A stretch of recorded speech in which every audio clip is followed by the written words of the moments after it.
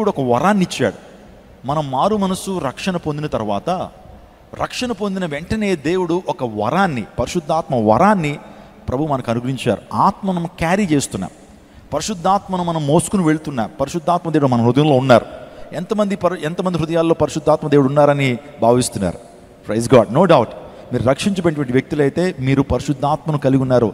పరిశుద్ధాత్మ దేవుడు మిమ్మల్ని నడిపిస్తారు. ఇప్పుడు ఏం చేయాలంటే, పరిశుద్ధాత్మ దేవుడు ఒక ఫైర్గా, పరిశుద్ధాత్మ దేవుడు ఒక అగ్నిగా మన హృదయాల్లో ఆయన పనిచేస్తుంటాడు.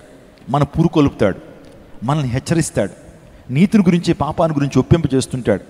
దేవునికి సమీపంగా రావాలని మనల్ని ప్రోత్సహించేది పరిశుద్ధాత్మ దేవుడే.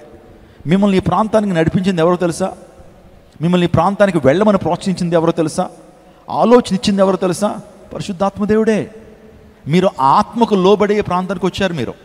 మీరు పరిశుద్ధంగా జీవించాలని, దేవుని కోసం బ్రతకాలని మీరు ఆశపడుతున్నారే, ఆ ఆశ ఎవరు పుట్టించారో తెలుసా? పరిశుద్ధాత్మ దేవుడు. పరిశుద్ధాత్మ దేవుడు ఎప్పుడు కూడా మిమ్మల్ని సర్వసత్యంలో నడిపించడానికి ప్రయత్నం చేస్తుంటాడు. పరిశుద్ధాత్మ దేవుడు ఆయన రెండవ రాకడలో మిమ్మల్ని ఎత్తబడేటువంటి గుంపులో ఉంచాలని ప్రయత్నం చేస్తుంటాడు.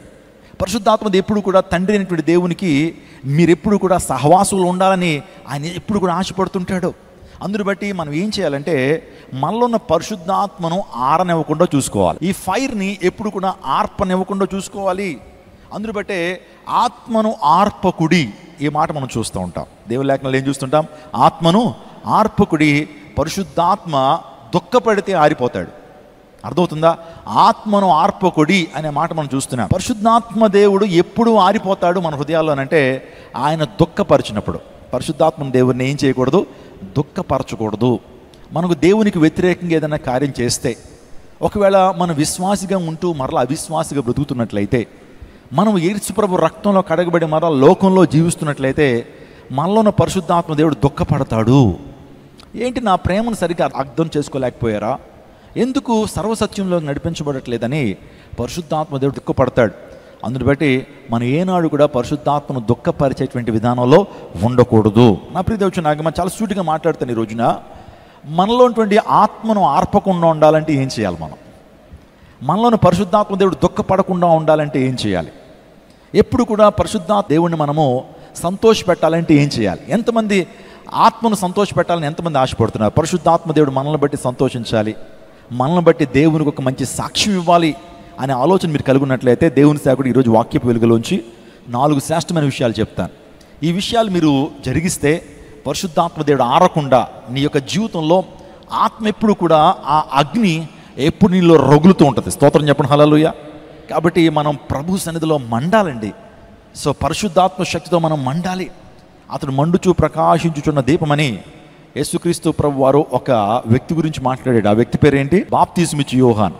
బాప్తిస్మిచ్చు యోహాన్ను పరిశుద్ధాత్మ శక్తితో నింపబడినటువంటి వ్యక్తి ఆత్మను ఎప్పుడు కూడా ఆర్పాలని ఏనాడు కూడా ప్రయత్నం చేయలేదు. అందుని బట్టే దేవుని ద్వారా గొప్ప అభిషేకాన్ని, దేవుడి ద్వారా గొప్ప దీవెనను ఆ వ్యక్తి పొందుకున్నాడు. నేను ఒక మాట చెప్పనా, దేవుడు ఒక వాగ్దానం అందరికి ఇస్తున్నాడు. అదేంటంటే హగ్గయి గ్రంథము 2వ అధ్యాయం 5వ వచనంలో, నా ఆత్మ మీ మధ్యన ఉన్నది కనుక భయపడకుడి. మన మధ్యలో ఎవరున్నారు? ఆత్మ సంచారం చేస్తున్నారు. పరిశుద్ధాత్మ దేవుడు మన మధ్యలో సంచారం చేస్తున్నారు. మీలో ఉచ్చరింపు శక్యం కానీ మహిమాక్తిని మూలుగులు వస్తున్నాయే. దేవుని ఆరాధన చేస్తున్నప్పుడు ఒక అద్భుతమైన విధానంలో మీరు దేవుని కనపరుస్తున్నారే, అద్భుతమైన విధానంలో దేవునికి మీరు సమీపంగా చేరుతున్నారే, దేవుని రూపంలో, దేవుని స్వారూప్యంలో మార్చబడడానికి దేవుని హృదయపూర్వకంగా ఆరాధిస్తున్నారు. చూసారా? అది పరిశుద్ధాత్మ దేవుని కార్యం. పరిశుద్ధాత్మ దేవుడు మిమ్మల్ని సంధిస్తూ ఉన్నాడు. పరిశుద్ధాత్మ దేవుడు మీతో మాట్లాడుతున్నాడు. పరిశుద్ధాత్మ దేవుడు మిమ్మల్ని పురుకొల్పుతున్నాడు. ఆయన మాట చెప్తున్నాడు ఏంటంటే, మీ మధ్యన నా ఆత్మ ఉన్నది కనుక భయపడకుడి.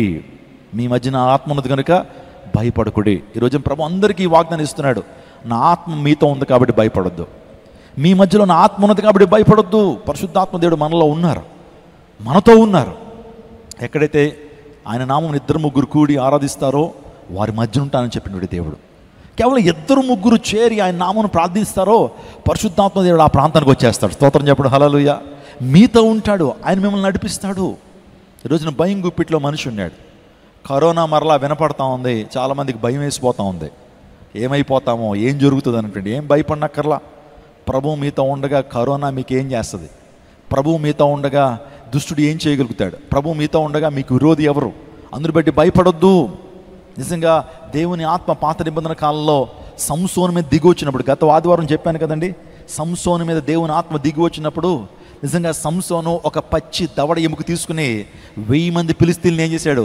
సంహరించాడు. అంటే అన్ని వేల మందిని ఆ వ్యక్తి సంహరించగలిగాడు అని అంటే దేవుని ఆత్మచేత నింపబడ్డాడు. ఈరోజు నీ శత్రువును మీద నీకు విజయాన్ని రావాలి అంటే, నీ శత్రువు మీద విజయాన్ని సాధించాలంటే నువ్వు ఆత్మతో నింపబడాలి. You must fill with the spirit of God. దేవుని ఆత్మచేతను నింపబడినప్పుడు శత్రువులను ఏం చేయగలుగుతావు? ధైర్యంగా ఎదుర్కొనగలుగుతావు. వారి మీద జయ జీవితాన్ని పొందుకోగలుగుతావు. పాత నిబంధన కాలంలో గిద్యోను మీద, సంసోను మీద, దావీదు మీద దేవుని ఆత్మ బహుబలంగా దిగి వచ్చి వారిని బలపరచునని దేవుని లేఖనం సెలవిస్తూ ఉంది. దేవుని ఆత్మ యెఫ్తాను బలపరచగా అనే మాట, దేవుని ఆత్మ సంసోను మీద దిగిరాగా అని మనం చూస్తున్నాం. పాత నిబంధన కాలంలో యేసుక్రీస్తు ప్రభువారు మరణ పునరుత్థానాల ముందు, యేసు ప్రభువారు ఈ లోకానికి రాకముందు పరిశుద్ధాత్మ దేవుడు ఆయన పరలోక రాజ్యం నుంచి దిగి వచ్చేవారు. త్రిత్వంలో పరిశుద్ధాత్మ దేవుడు ఒక భాగమై ఉన్నారు. మనం తండ్రి కుమార పరిశుద్ధాత్మలను మనం ఏం చేస్తున్నాం? ఆరాధిస్తున్నాం. త్రిత్వ దేవుని, త్రియేక దేవుని ఆరాధన చేస్తున్నాం. పరిశుద్ధాత్మ దేవుడు పరలోక రాజ్యం దిగి వచ్చి ఆయన పని ముగించుకుని మరలా పరలోక రాజ్యానికి వెళ్తూ ఉండేటువంటి వారు. కానీ ఎప్పుడైతే దేవాది దేవుడు యేసుక్రీస్తు ప్రభువు ఈ లోకానికి వచ్చి మనందరి పాపాల నిమిత్తం ఆయన తన అమూల్యమైన రక్తాన్ని కార్చి ఆయన పునరుత్థానుడై పరలోక రాజ్యానికి వెళ్ళిపోతున్నప్పుడు ఒక వాగ్దానము ఆత్మను మనందరికి ఇచ్చారు. మీరు బాధపడద్దు, దుఃఖపడద్దు, నేను వెళ్ళటం మీకు మంచిది. ఎందుకంటే నేను ఇక్కడే ఉండిపోతే పరిశుద్ధాత్మ దేవుడు దిగినారు కాబట్టి నేను మీ కొరకు ఆదరణకర్తను పంపిస్తున్నానని చెప్పి యేసుక్రీస్తు ప్రభువారు మనందరికీ వాగ్దానపు ఆత్మను, సత్యస్వరూపియోగ ఆత్మ, ఆదరణకర్తను ఈ లోకానికి పంపించాడు. ఆమేన్ చెప్పండి. హల్లెలూయా. ఇప్పుడు మనతో ఎవరున్నారు? ప్రభువైన యేసుక్రీస్తు ప్రభువు సశరీరుడిగా లేడు మన మధ్యన, కానీ ఆయన ఆత్మ మనతో ఉంది. స్తోత్రం చెప్పండి. హల్లెలూయా. ఆయన ఆత్మ సంచారం మనతో ఉంది. ఆ పరిశుద్ధాత్మ దేవుడు ఆయన సర్వవ్యాపి అయి ఉన్నాడు, సర్వం వ్యాపించినటువంటి వాడు. ఈ టైంలో కనుక అమెరికాలో ఎవరైనా ఈ విధంగా స్తుతిస్తున్నట్లయితే పరిశుద్ధాత్మ దేవుడు అక్కడ ఉండగలరు. ఇది చర్చ్, ఈ యొక్క విజయవాడ ఈ చర్చ్ మాత్రమే కాదు, వేరే చర్చ్లో దేవుని ప్రజలు దేవుని ఆరాధన చేస్తుంటే పరిశుద్ధాత్మ దేవుడు అక్కడికి వెళ్తారు. ఆయన సర్వవ్యాపి అయినటువంటి దేవుడు అనే విషయాన్ని మీకు జ్ఞాపకం చేస్తున్నాను. కాబట్టి పరిశుద్ధాత్మ దేవుడిని ఎప్పుడైనా సంబోధిస్తున్నప్పుడు అది ఇది అనకూడదు. ఏమనకూడదు? అది ఇది అనకూడదు, ఆయన అనాలి. పరిశుద్ధాత్మ దేవుడు ఆయన వ్యక్తి అయి ఉన్నాడు. స్తోత్రం చెప్పండి. Holy spirit god is a person. ఆయన త్రిత్వంలో ఒక వ్యక్తి అయి ఉన్నాడు కాబట్టి అది వచ్చింది, ఆత్మ దిగి వచ్చింది అనకూడదు, కానీ ఆయన వచ్చారు, ఆయన దిగి వచ్చారు అని మనం మాట్లాడుతూ ఉండాలి. అది మనం తెలుసుకోవాల్సిన సత్యం. జాగ్రత్తగా చూస్తే పరిశుద్ధాత్మ ఏం చేస్తారు మన జీవితాల్లో? పరిశుద్ధాత్మతో మనం నింపబడినప్పుడు మన జీవితాలు ఏ అద్భుతాలు జరుగుతాయి? పరిశుద్ధాత్మ దేవుని యొక్క కార్యాలు ఏంటి? పరిశుద్ధాత్మ చేత ఒక వ్యక్తి నింపబడితే ఆ వ్యక్తి ఎలా ప్రవర్తిస్తాడు? పరిశుద్ధాత్మ దేవుడు ఏం చేస్తాడంటే 2 కొరింథీయులు రాసిన పత్రిక 3వ అధ్యాయం 17వ వచనం చదువుదాం. ప్రభు యొక్క ఆత్మ ఎక్కడ ఉండునో అక్కడ స్వాతంత్రము. ప్రభు యొక్క ఆత్మ ఏంటి? పరిశుద్ధాత్మ. పరిశుద్ధాత్మ ఎక్కడైతే ఉంటారో అక్కడ ఏముంటుందట? స్వాతంత్రము ఉంటుంది. అంటే holy spirit god gives us liberty. పరిశుద్ధాత్మ దేవుడు మనకి ఇచ్చేటువంటి ఆ గొప్ప కృప ఏంటంటే స్వాతంత్రము. చెప్పండి అందరూ కూడా, స్వాతంత్ర్యము లేకపోతే లిబర్టీ, ఫ్రీడమ్ అనే మాట మనం చూస్తుంటాం. విడుదల. పరిశుద్ధాత్మ దేవుడు మనల్ని పాపపు శక్తుల నుంచి విడుదల చేస్తారు. పరిశుద్ధాత్మ దేవుడు అంధకార సంబంధమైనటువంటి కార్యాల నుంచి మనకు విడుదలను ప్రసాదిస్తాడు.